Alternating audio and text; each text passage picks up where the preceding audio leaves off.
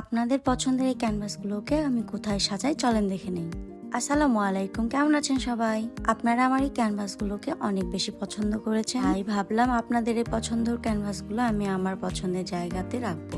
আমাদের রুমের পাশেই হচ্ছে বেলকনি, তো আমি যেহেতু বেলকনিতে এসে চা খাই, টাইম স্পেন্ড করি, তো ভাবলাম যে বেলকনির এই দেওয়ালগুলোতে ক্যানভাসগুলো আটকানো হোক। তো এখন আমি টেপগুলো কেটে প্রত্যেকটা ক্যানভাসে লাগিয়ে নিব। এই টেপগুলো কিন্তু অনেক মজবুত হয় আর দেওয়ালে লাগালে সহজে উঠে না। এইগুলো আর্ট করাতে সবাই অনেক পছন্দ করেছে, ইভেন্ট আমার শাশুড়িও।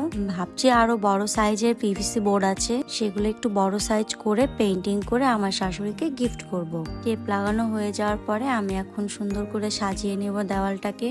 যদিও দেওয়ালের রংগুলো উঠে গিয়েছে, তাই হয়তো আপনারা বলতে পারেন দেওয়ালের তো রং সুন্দর না, আপনি কেন এটা এখানে লাগালেন, একদম ভালো লাগছে না। কিন্তু আসলে মনের সৌন্দর্যই বড় সৌন্দর্য আমি মনে করি।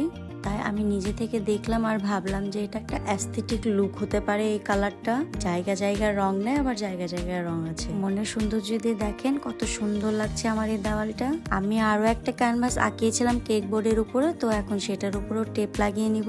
আর এইটা দরজার পাশে সুইচ বোর্ডের উপরে লাগাবো। আমি ঠিক সোজাভাবে লাগাতে পারছিলাম না, তাও হাজবেন্ডকে বললাম যে তুমি এটা লাগিয়ে দাও। ও সুন্দর করে সোজা করে লাগাচ্ছিল আর এইভাবে হাতুড়ি দিয়ে হাত দিয়ে চাপা দিচ্ছে। আসলে ক্যানভাসটা এই দেওয়ালটাই মানায়নি মনে হচ্ছে, রং করা হলে মনে হয় ভালো লাগতো, কিন্তু কিছু করার নাই, যেহেতু লাগিয়ে ফেলেছি।